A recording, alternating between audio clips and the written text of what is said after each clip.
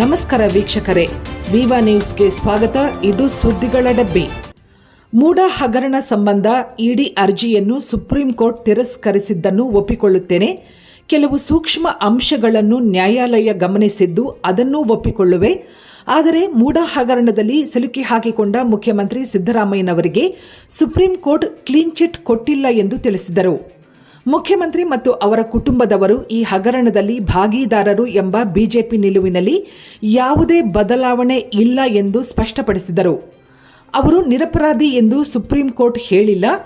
ಮೂಡ ಹಗರಣದಲ್ಲಿ ಮುಖ್ಯಮಂತ್ರಿಗಳು ಇವತ್ತೂ ಕೂಡ ಆರೋಪಿಯಾಗಿದ್ದಾರೆಂದು ತಿಳಿಸಿದರು. ಭಾರತೀಯ ಜನತಾ ಪಾರ್ಟಿ ಹೋರಾಟ ಮಾಡಿದ್ರು ಅಂತ ಹೇಳಿಲ್ಲ. So even today the stand of Bharatiya Janata party is clear. Honorable Chief Minister of Karnataka and their family members are involved in this Moda scandal.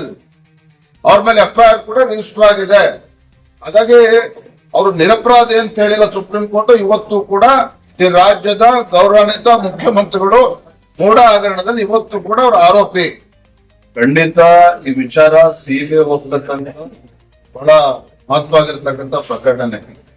ಯಾಕೆಂದ್ರೆ ಇದು ಒಂದು ಕಡೆ 14 ನಿವೇಶನಗಳು ಮುಖ್ಯಮಂತ್ರಿ ಕುಟುಂಬದ ಸಂಬಂಧಪಟ್ಟಿದ್ದಾದ್ರೆ 5,000 ಕೋಟಿಗೂ ಬೆಲೆ ಬಾಳ್ತಕ್ಕಂಥ ನಿವೇಶನಗಳು ಹಾದಿಲಿ ಹೋಗ್ತಕ್ಕಂಥ ರಿಯಲ್ ಎಸ್ಟೇಟ್ ಏಜೆಂಟ್ಗಳು ಮುಖೇನ ಇವತ್ತು ಮಾರಾಟ ಆಗಿರ್ತಕ್ಕಂಥದ್ದು ಕೂಡ ಕಂಡು ಬಂದಿದೆ. ಇವಾಗ ಕೂಡ ಸಿಬಿಐ ಹೋಗ್ತಕ್ಕಂಥ ಪ್ರಕಟಣೆ.